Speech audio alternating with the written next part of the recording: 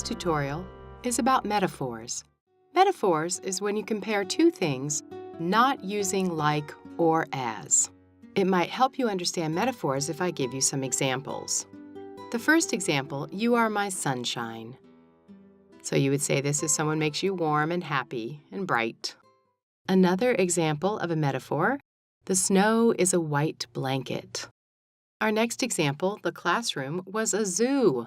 So a lot of different characters running around all over the place made it look like a zoo. Our next example, her voice was music to his ears.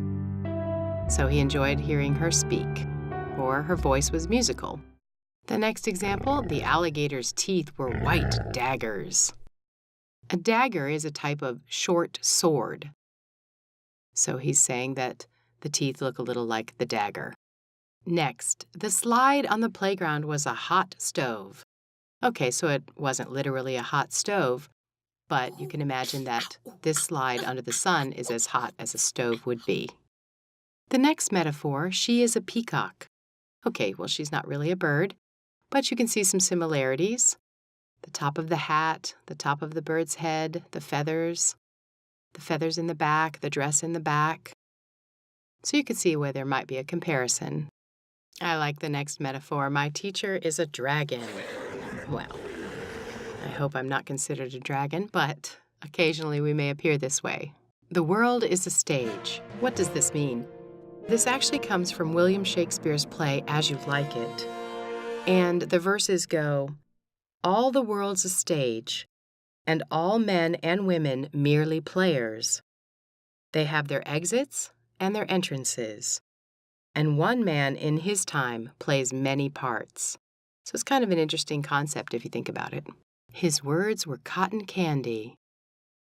So obviously sweet. Some people love cotton candy as a treat. Others think it's maybe too sweet, sickeningly sweet. So this metaphor could also be a little warning. Your brain is a computer. So this implies that someone is intelligent. They can store a lot of information. He is a walking dictionary. That's also a positive thing about someone. They speak well, they know a lot of words, they know a lot of vocabulary, they know what things mean. So both of these are metaphors that are positive. My big brother is a couch potato. Perhaps you've heard this expression, couch potato, somebody who sits around and doesn't move much, maybe watches a lot of TV. Apparently this little prairie dog is a couch potato of nature. Her tears were a river flowing down her cheeks. Aw, poor thing. And the last example of a metaphor that I have, thank you, you are an angel. So of course you say this when somebody is kind and nice. And I thank you, you are an angel, for watching this tutorial. Have a nice day.